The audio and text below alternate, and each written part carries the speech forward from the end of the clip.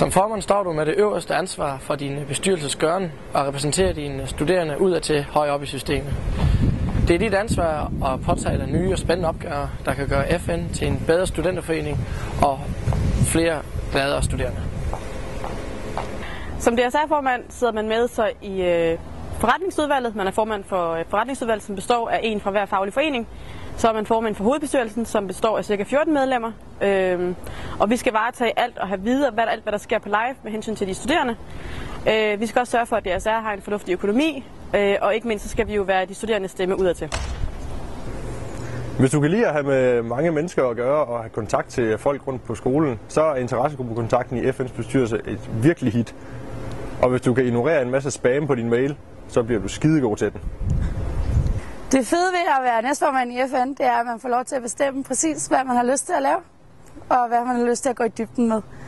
Normalt så plejer man at have et møde før hver bestyrelsesmøde sammen med eller sammen med en rigtig formand, og planlægge hvert bestyrelsesmøde, og så styrer man bestyrelsesmødet sammen med formanden til bestyrelsesmøderne.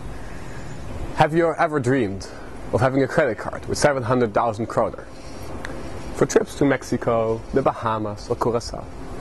If you become the new treasurer of FN, it could be you.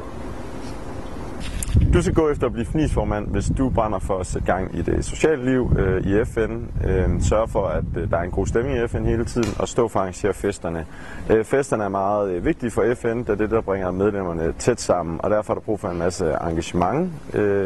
Og man får også en gruppe her som arrangementskoordinator, som hedder FNIS, jo derfor man er FNIS-formand eller kvinde inde, om man vil. Og det er dem, man hjælper, eller der hjælper ind med at arrangere festerne og sætte gang i det hele. Derfor så hop på vognen og vær med i FNIS. Som medlem har vi blandt andet været med til at renovere kontoret og lave andre småting, blandt andet med de nye russere. Ruskontakt i FN er med til at sætte vejlederholdene og booker hytter til turene og sørger for alt muligt praktisk arbejde, som koordinatorerne som regel ikke har tid til. Og man indgår i et tæt samarbejde sammen med koordinatorerne. Som sekretær i FN er det vigtigt at komme til hver møde og tage referater, som man lægger op på internettet. Det er et dejligt nemt job, hvor man får en god introduktion til, hvad det er at være bestyrelsen og lære om sit studiemiljø. Som PR-koordinator står du for at opdatere vores hjemmeside med nyheder og samtidig sende nyheder ud til vores medlemmer. Derudover så har du kontakten til JA og vores medlemmer, hvis de har problemer med deres medlemskab.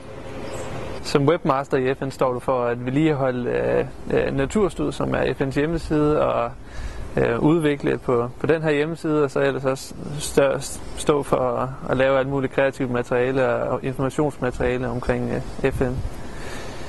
Generelt set, hvad du har lyst til. Det er en stilling, du kan gøre til, hvad du vil.